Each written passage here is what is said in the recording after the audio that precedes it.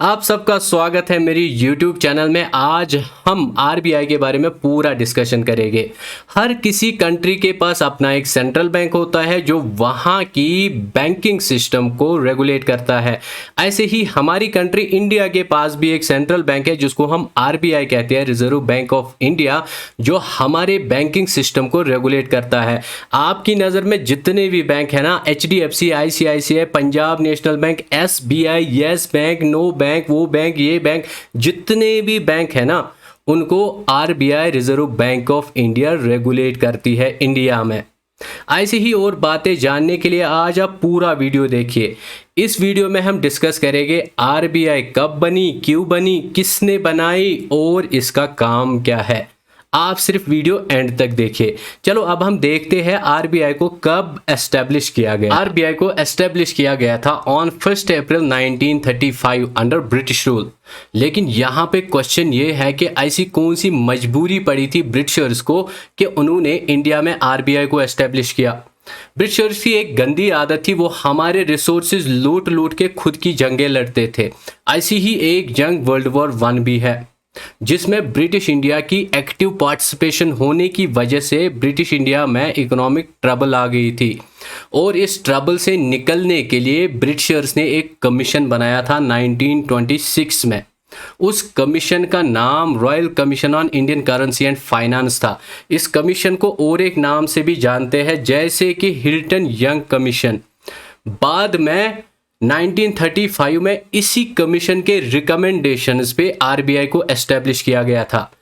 लेकिन और एक इम्पॉर्टेंट बात यह है, इस कमीशन ने एक बड़ी इंडियन पर्सनालिटी की मदद लेकर आरबीआई को कंसेप्चुअलाइज किया था। और वो इंडियन पर्सनालिटी कोई और नहीं बल्कि father of Indian constitution BR Ambedkar ji थे। BR अम्बेडकर जी ही ने खुद की लिखी हुई बुक इस हिल्टन यंग कमीशन को प्रेजेंट की थी और बुक का टाइटल था the problem of rupee, its origin and it's solutions.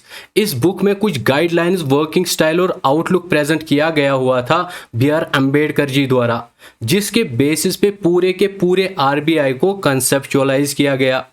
और इसी बुक के बेसिस पे आरबीआई एक्ट 1934 भी पास किया गया और जिसके बेसिस पे फिर आरबीआई को एस्टेब्लिश किया गया था 1935 में। We are done with the history of RBI. Now we will discuss logo, nationalization and place of establishment of RBI. Let us start with the logo. आपकी स्क्रीन पे जो दो लोगो दिख रहे हैं ना, इसमें से ये पुराना लोगो है, यानी ये ब्रिटिशर्स ने रखा था। ये एक डबल मोहर गोल्ड कॉइन हुआ करती थी जिसपे स्केच बना हुआ था लॉयन का और पाम ट्री का।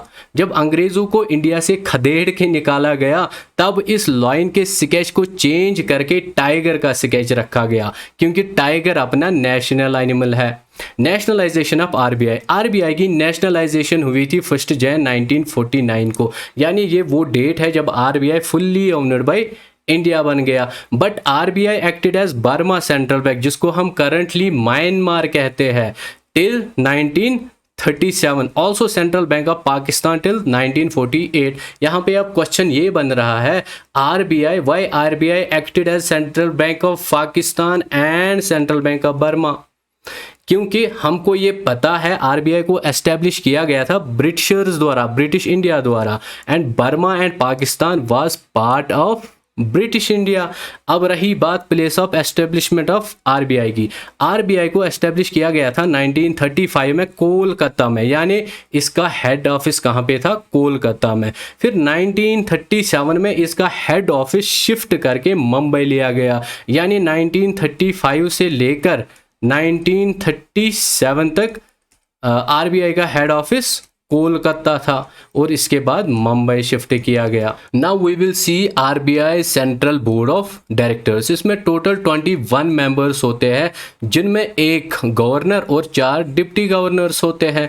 करंट जो गवर्नर है ना, 25th गवर्नर, ये शक्ति कांता दास है। उसने रिप्लेस किया था उर्जित पटेल को। Urjit Patel 24th RBI governor थे।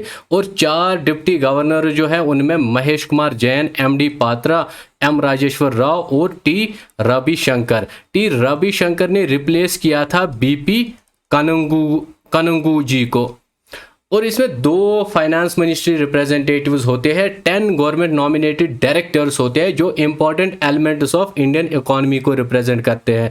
इसमें और 4 डायरेक्टर्स होते हैं जो लोकल बोर्ड्स को रिप्रेजेंट करते हैं। आरबीआई के 4 डायरेक्शंस में 4 लोकल बोर्ड है, यानी वेस्ट, ईस्ट, नॉर्थ और साउथ। वेस्टर्न का जो लोकल बोर्ड है ना वो मुंबई में है, ईस्टर्न कहाँ पे है, ईस्टर्न कोलकाता में है, नॉर्थ का न्यू दिल्ली में है, साउथ का चेन्नई तमिलनाडु में है। अब यहाँ पे हम देखेंगे कुछ important points related to RBI.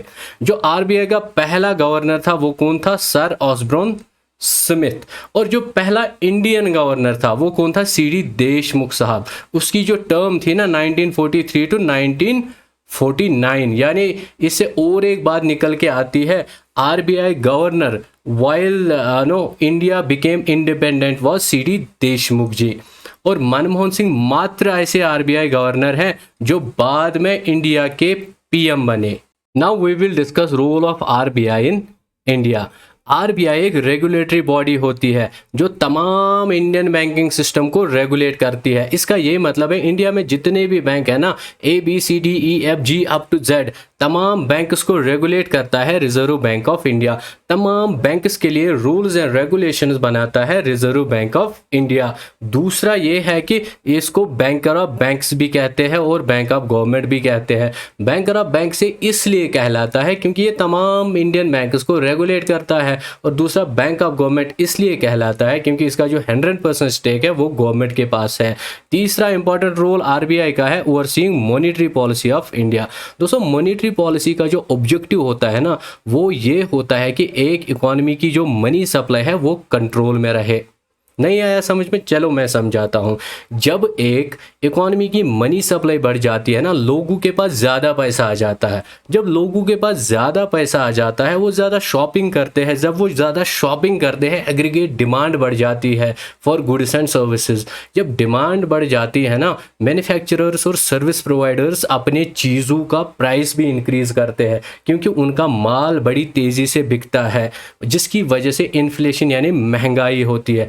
RBI को ये सब बिल्कुल भी पसंद नहीं है, ये नोटंकी बिल्कुल भी पसंद नहीं है आरबीआई को। इसलिए वो डिफरेंट स्टेप्स लेता है मनी सप्लाई को कंट्रोल में रखने के लिए, ताकि आम लोग बेचारे इन्फ्लेशन से परेशान ना हो। और चौथा जो रोल है आरबीआई का, issuing currency. RBI print currency भी करती है एक्सेप्ट ₹1 नोट। जो आपके पास पैसा होता है ना जेब में, वो सारा आरबीआई से आता है।